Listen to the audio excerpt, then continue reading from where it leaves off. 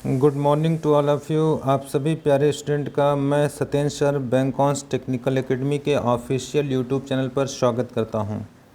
चलिए हम लोग फिट होंगे, फाइन होंगे और अपनी पढ़ाई कंटिन्यू कर रहे होंगे। आज मैं आप लोगों के साथ जिस वीडियो को लेकर आया हूं वो आपका 27 मार्च शिफ्ट 1 पेपर है।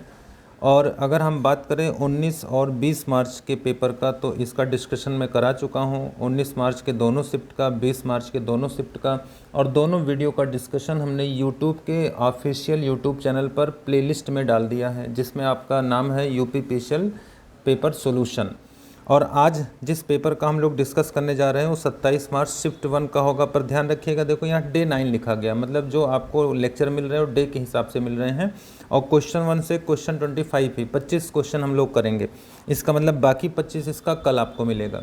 तो ज़रूर आप वीडियो को वॉच करिए। अगर आप नए हैं चैनल पर तो सबसे पहले जाके चैनल को सब्सक्राइब कर लीजिए। और किसी भी प्रकार के डाउट को लेके आप हमारे नंबर पर कांटेक्ट कर सकते हैं, मैसेज कर सकते हैं या हमसे बात कर सकते हैं। और अपना सजेशन ज़रूर बताएं कि आपको क्लास कैसे लगी, वीडियो से आपने क्या सीखा।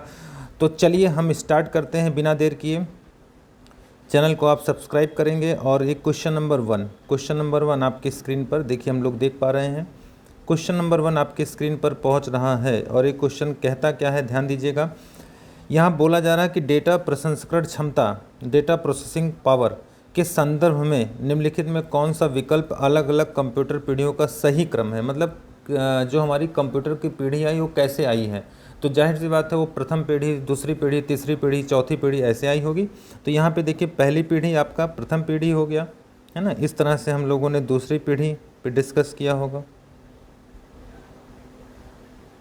चलिए देखिए यहाँ पे इस तरह से आपका पहली पीढ़ी, दूसरी पीढ़ी, ये पहली हो गया, दूसरी हो गया, तीसरी हो गया, चौथी। इसका ऑप्शन सी वाला सही होगा, है ना।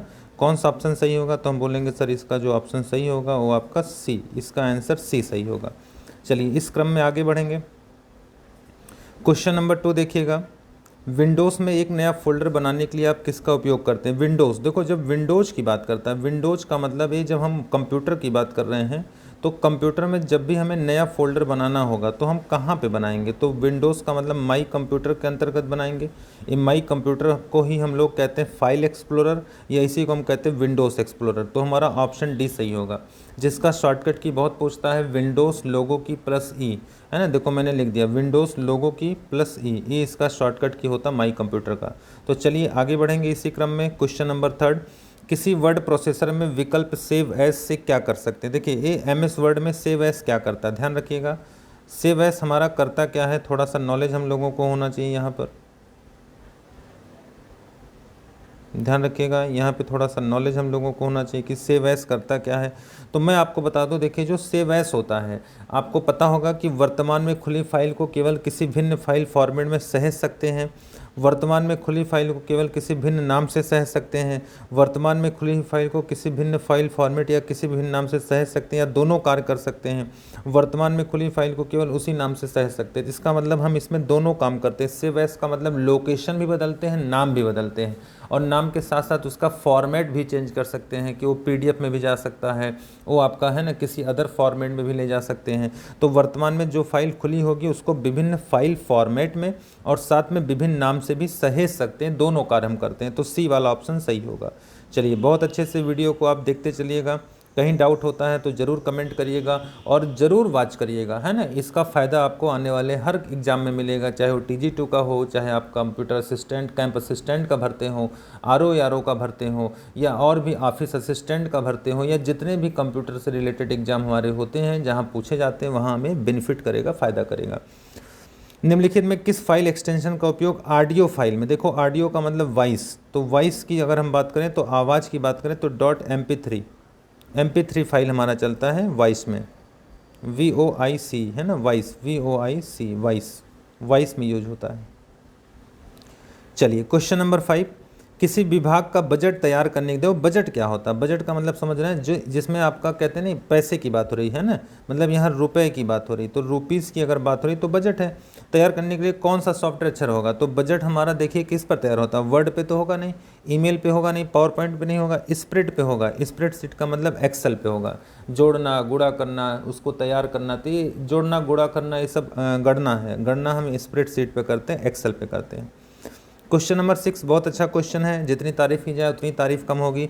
एक्सेल फंक्शन का आउटपुट क्या होगा? देखो यहाँ एक लिखा फ्लोर, फ्लोर करता क्या है? फ्लोर क्या करता है? बेस वैल्यू तक लाता है, मतलब नीचे लाता है। जैसे लिखा गया 34/5, तो इस 5 से डिवीजन करो, तो देखो 5 से डिवीजन करो तो 5 सते 35 है ना। अगर ये 7 होता तो ये 35 जाता, पर यहाँ 35 होता। पर यहाँ हमें देखना है कि 34 को कितना कम कर दे कि 5 से डिवाइड हो जाए, तो इसे 30 कर दो। 30 करोगे तो 5 6 30, इसका आंसर सी होगा 30, है ना। तो मेरी बात समझ गए, इसमें कुछ करना नहीं होता। ये 34 नंबर को हम नीचे की तरफ लाते हैं जहाँ से दूसरी संख्या से डिवाइड हो जाए, तो देखिए 30 लाएंगे तो डिवाइड हो जाएगा, तो इसका आंसर सी होगा 30। समझ गए होंगे। अगर ये सेलिंग होता तो ऊपर ले जाते हैं, बढ़ाते वैल्यू को। चलो, मौजूदा वर्ड डॉक्यूमेंट को एडिट करने के लिए निम्नलिखित में कौन सा विकल्प उपयोग फाइल खोलने के लिए किया जाता है? तो देखो खोलना है तो जाहिर सी बात है यहाँ ओपन विकल्प से हम फाइल को खोलते हैं। पर ध्यान रखिएगा, यहाँ बोला गया ना, देखिए मौजूद का मतलब जो पुराना है, ओपन का मतलब ओल्ड है ना, ओल्ड का मतलब यही ओपन होगा, जो पुराना है वो ओपन होगा। इसी क्रम में हम लोग 8 नंबर पे चलेंगे। वर्ड प्रोसेसर में टेबल, जब भी टेबल हम बनाएंगे, देखिए टेबल हम बनाएंगे तो डेटा का दर्ज कहाँ करेंगे? डेटा दर्ज हमेशा सेल में करेंगे। सेल मतलब वो एक पॉइंट है जहाँ पर वो हम लोग लिखते हैं। रो और कॉलम का इंटरसेक्शन एरिया ही सेल होता है। एक बाइट में कितने बिट होता है? अभी इसे हमें नहीं पता। एक बाइट भाई हम जानते हैं, एक बाइट बराबर सर 8 बिट के होता है, तो एक बाइट बराबर कितने बिट के होता है? 8 बिट के। तो हमारा आंसर बी वाला सही होगा। चलो आगे बढ़ेंगे। क्वेश्चन नंबर 10, किसी भी चार्ट में डेटा पॉइंट का संग्रह। देखो चार्ट, अब चार्ट कहाँ मिलेगा हमें? एक्सेल में मिलेगा।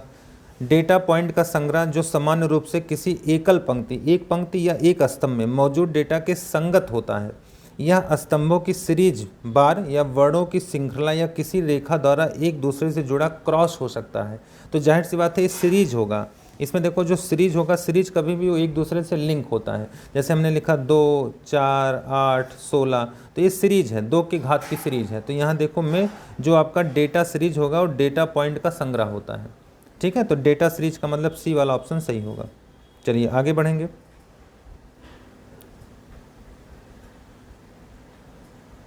नेक्स्ट क्वेश्चन हमारा होगा 11 नंबर। किसी भी पाठ और संख्याएं वाले किसी प्रेजेंटेशन में बहुत अधिक सामग्री दिखानी हो तो निम्नलिखित में किसका उपयोग करते हैं? तो जाहिर सी बात है, ज़्यादा सामग्री दिखाना है तो टेबल बना लोगे तो इसमें ज़्यादा मैटर आपका दिखाई पड़ जाएगा। टेबल के अंतर्गत हम ज़्यादा मैटर को दिखा पाते हैं। क्वेश्चन नंबर 12, निम्नलिखित में कौन सा कथन सही है? एनिमेशन को केवल MS पावर पॉइंट प्रस्तुति के चयन स्लाइड ऑब्जेक्ट पर लागू किया जा सकता है। तो एनिमेशन तो पावर पॉइंट में ही लगेगा और वो भी ऑब्जेक्ट पे लगेगा। Slide shorter MS power point 2016 में व्यू में होता है, क्योंकि एक व्यू है तो व्यू के ऑप्शन में होगा। दोनों सही है, इसका मतलब है ना, दोनों सही है, फर्स्ट और सेकंड। चलिए क्वेश्चन नंबर 13 देखो। प्रेजेंटेशन मतलब पावर पॉइंट में खूबसूरती बढ़ाने के लिए निम्नलिखित में क्या या कौन सा तरीका अच्छा नहीं है, सही नहीं है?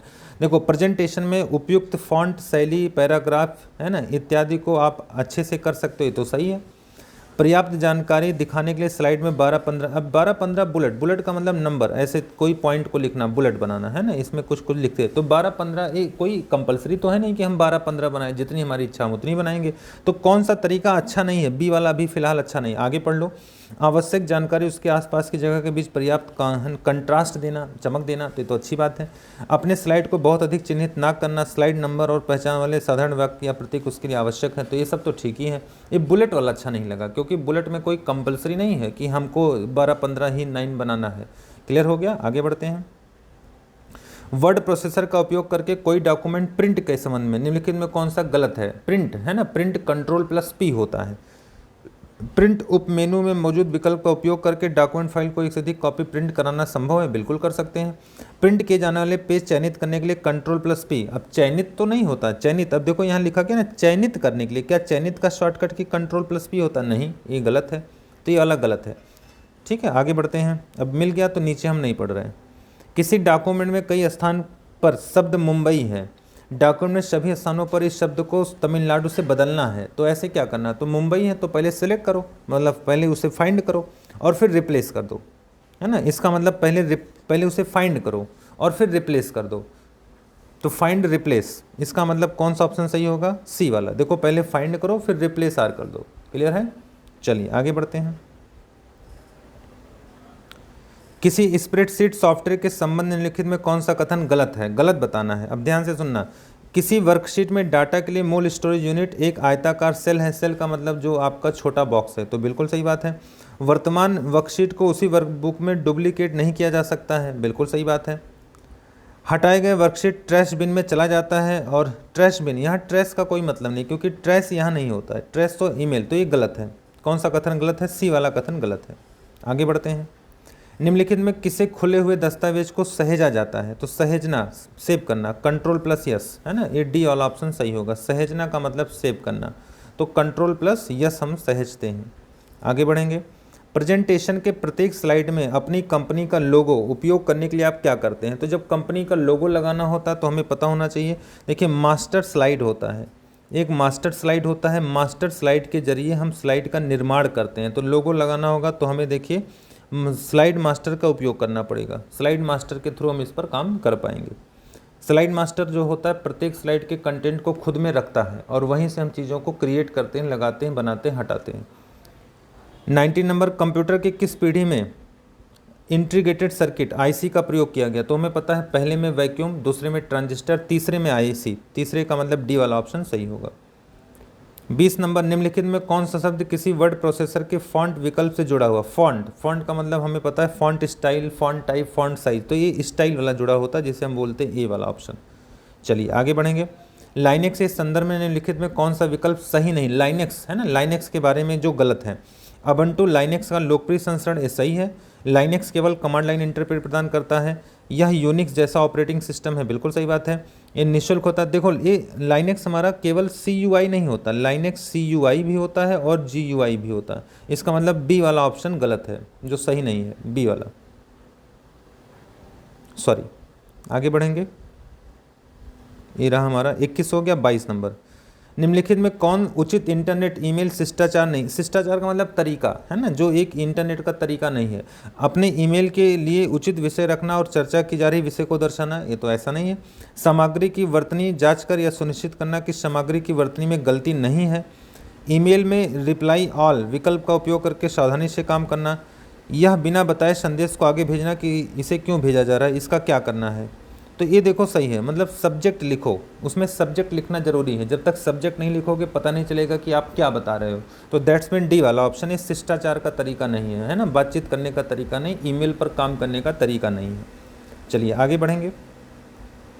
23 नंबर, निम्नलिखित में क्या ऑपरेटिंग सिस्टम का मूल्य कार्य नहीं है?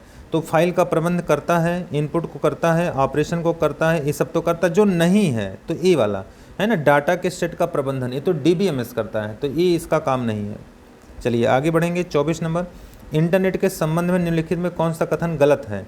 गलत ढूंढना। इंटरनेट में मानक इंटरनेट प्रोटोकॉल का उपयोग किया था जिसे हाइपरटेक्स्ट मार्कअप कहते हैं, गलत। ये तो भाषा है, ये पहला ही गलत है, ये पहला ही ऑप्शन हमारा गलत हो गया। बाकी सब सही होगा, हम जान ही रहे हैं। लास्ट देखो, निम्नलिखित में कौन सा उदाहरण किसी स्प्रेडशीट में सम फार्मूला का सही उपयोग करता है? अब एक चीज़ मुझे बताना जो मैं आपसे पूछूंगा। देखो, सम का मतलब जोड़ना होता, तो जोड़ने में परसेंटेज तो लगेगा नहीं, हैश तो लगेगा नहीं, कॉमा, ये देखो ये इस तरह से तो लगता नहीं, वो कॉलन लगता है। तो इसमें देखो डी वाला सही है, क्यों? क्योंकि इसमें देखिए कॉमा लगाया गया, तो इस तरह से डी वाला ऑप्शन सही होगा। तो चलिए, थैंक यू फॉर वाचिंग। आज आप लोगों ने इस सेशन को देखा और अपने कमेंट जरूर करके हमें बताइए कि क्लास कैसी लगी, चीज़ों में आपका इम्प्रूवमेंट हो रहा है कि नहीं हो रहा है, मज़ा आ रहा है कि नहीं आ रहा है। तो आज के लिए बस इतना ही, कल फिर मिलते हैं इसी के आगे के क्वेश्चंस को लेके। मतलब 27 मार्च का शिफ्ट 1 का दूसरा पार्ट रहेगा जिसमें हम 25 से 50 क्वेश्चन को डिस्कस करेंगे। अगर आप वीडियो नहीं देखे होंगे प्रीवियस क्लास की तो एक बार प्लेलिस्ट में जाके ज़रूर देख लीजिए, और बाकी कल फिर हम लोग मिलेंगे नए वीडियो के साथ। तो थैंक यू, धन्यवाद।